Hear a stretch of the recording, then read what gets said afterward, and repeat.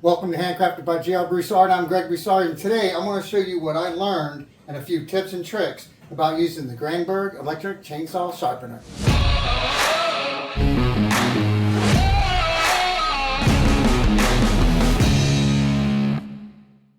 This adjustment that adjusted this, adjusts the angle of the cutter of the tool, is loosened by this little nut. When you loosen this thing up, there's little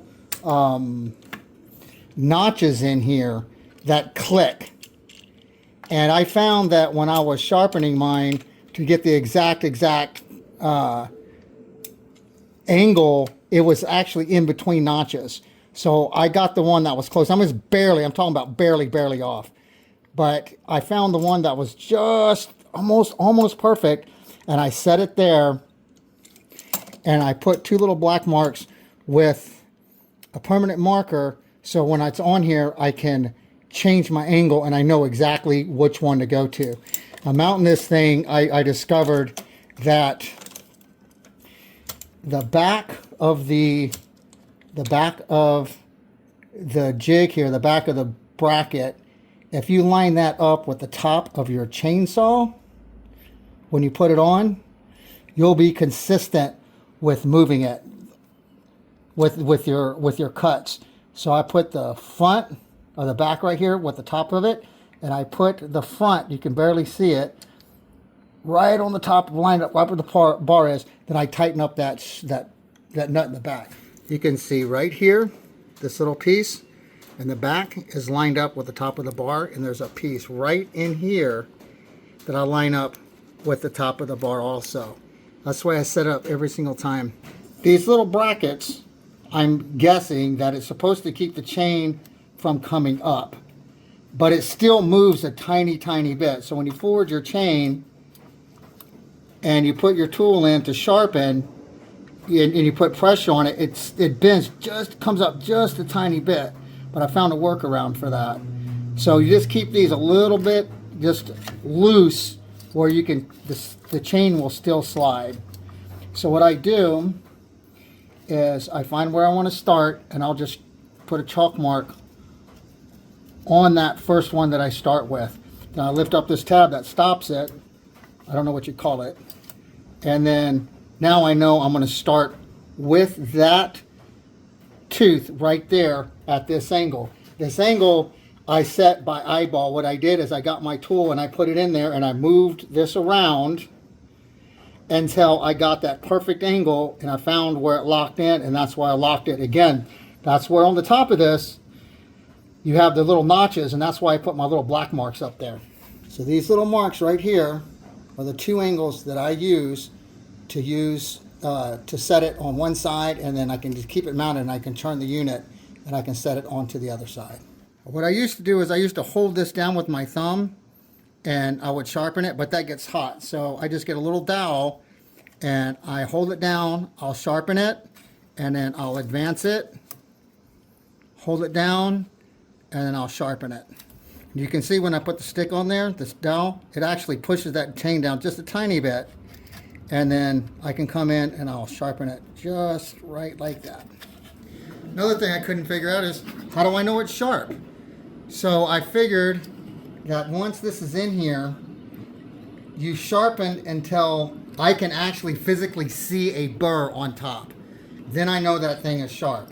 Now, when you can adjust this thing up and down with this rear knob.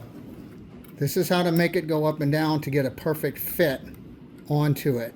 And I can just eyeball it, and you can tell the angle of the cutter to the actual chain that you're sharpening. You can see right in here where that grinder is meeting the tooth. If I adjust it down, it becomes a bigger gap. If I adjust it up, it becomes a smaller gap.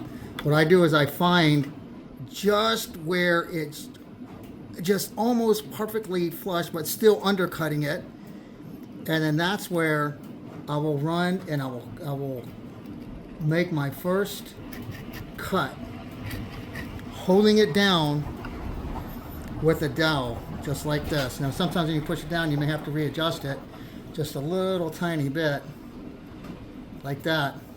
Now holding it down and getting that adjustment, I can run it through and I can sharpen that one bit, that one blade right there. I noticed that when you're pushing this thing forward, sometimes it jams right here. And I don't know why. So I keep this oiled with WD-40, and it sometimes gets kinked up on itself. It seems like it gets stuck and it won't move. It hasn't happened in a while because I've used it quite a bit, but I still keep that lubricated. So I'm going to adjust it, and I'm going to do this one. It's already been sharpened, but I'll show you how to do it. I'm going to hold it down. Okay, there's a burr on it. I'm going to go to the next one. Hold it down. And there's a burr on it. The smaller that these get, the grinders get, the more you have to dial it in and bring this thing up just a tiny bit. This one's almost at its end of its life. That's what I've learned, and that's how I have sharpened this chain many a times. I've got 3 chains I rotate with. Now I'm going to rotate and flip this the other way. Now I found that sometimes I can't get in here with my fingers, so I carry me a little bitty pair of needle nose. I can just loosen that up. And then on the mark that I put on the other side, I can just line it up because I know that's the one. I don't have to guess every single time I do it. And I'll line it up and I'll tighten that nut up again. And then now I'm ready to do the other side. Now there's a big gap in there. I did that on purpose. So all I have to do is raise my bit up, and that's perfect. And then I can back it out. I'll turn it on. I'll hold it down. Grind it. There's a burr. I go to the next one. Grind it. There's a burr. Go to the next one. Grind it. There's a burr. The advantage of having this chainsaw sharpening jig is I don't have to sharpen it on the saw. The sharpener on the saw, I discovered you have to clamp the saw down because it will move. So without a clamp or some kind of holding device to hold this chainsaw still, and you're by yourself trying to do this, it's kind of a pain because it flops around. So the first time I did it, as I had a little wedge, and I put a wedge underneath here, and that kind of sort of worked just to keep it a little bit stable when I would rotate it, but it was still a pain. I had to put a glove underneath here. It was kind of pain. So you really need to clamp the saw down, just a light clamp. Now when you go through and sharpen this, the whole thing's not shifting and moving, and you can push it through and move it, and push it through and move it. So you need to secure the saw somehow. If you don't have a jig like I've got, my jig is heavy enough where I can just rotate the saw and it doesn't move anywhere. When I'm in the shop, I have a small 12-volt battery for solar power. That's just a Harbor Freight thing, and I power it with this. I've had this battery for a long time. It's kind of a recycle, reuse deal. I power it, the unit, with this, and I just have a battery charger sitting on there. Probably not even necessary. This thing takes such little power, but that's the way I operate the saw when I'm in the shop. When I'm out in the field, I run it off my car. I needed a box or a case or something so I can move this stuff around with. And so I made this little box here, and here's the main compartment for the unit. And my grinders, my bits are right here, and I just cycle them. The old ones go in the front, and when that one comes off, it'll go up here, and I have some more extra in this spot here. And when this is closed, I can turn it upside down, and the bits won't come out because it hits the top, and this won't fall out. So I didn't know exactly what I needed to do this, actually go on site to do it. So I've accumulated a few tools inside this little box, and this is what I carry. Brand new grinders, a little wedge if I have the chainsaw, sharp by the chainsaw, I have to use that. I need to put a clamp someplace, pliers to undo the part that this nut under here, sometimes I can't get it on, a pencil because everybody needs a pencil, and this is to hold the bit down, and I have chalk that I keep in there. So that's what I keep in this little box. It needs to be a little bit higher. I didn't know how to build the box because it's the first time that I've used this, but that's the configuration of the box, and it'll just slide on. It's stackable, and I can move it all around wherever I want. And Works out perfectly. I found another use for this thing, and it's sharpening my bandsaw blades. When this gets too small to sharpen your chain, it's perfect for my bandsaw. So I just made a small little jig, and there's a little dado or rabbit that goes through there, and it's stop cut and countersunk screws. And if I line this up perfectly with this corner and on that this plate, and I clamp it down, this thing is perfect for sharpening this. So I've got me some little pencil marks on there so I can line up my jig, my tool on my jig, and I can just set it down on those marks and should be able to slide it just right on there, just like that. Now I can tighten up the screw in the back, and I will loosen my nut here, and this way I can I did it with my fingers and need pliers.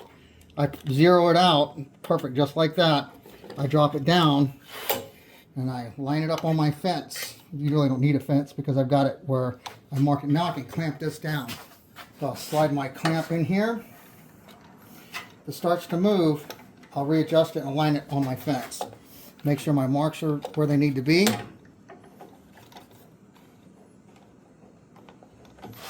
Put my other one on there. Now that's set up to sharpen my blade. I swing it over, I make sure the bit is right where I want to be, and I put a permanent marker on there, and now I cut.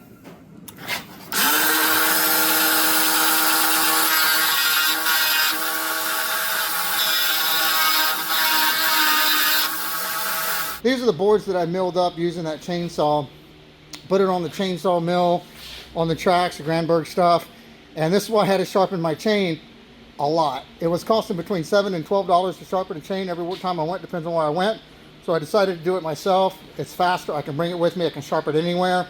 These boards right here were cut down from this stock on the bandsaw. That's why I have to sharpen my bandsaw blade a lot, because I'm cutting these panels from these logs here. So chainsaw sharpener, definitely worth investing in. Those are the few things that I learned about using the chainsaw sharpener. It works really well. Also, if you would like to see this being built, I'll leave a link to this in the description. It's eyeball constructed. There's no plans. You don't need any plans. You just do it. It's really not that complicated. I'll leave a link in the description also for Eric Granberg. He's the president of Granberg International, and he actually does a video on the sharpener. It's pretty good. I had to watch it a couple times to figure it out.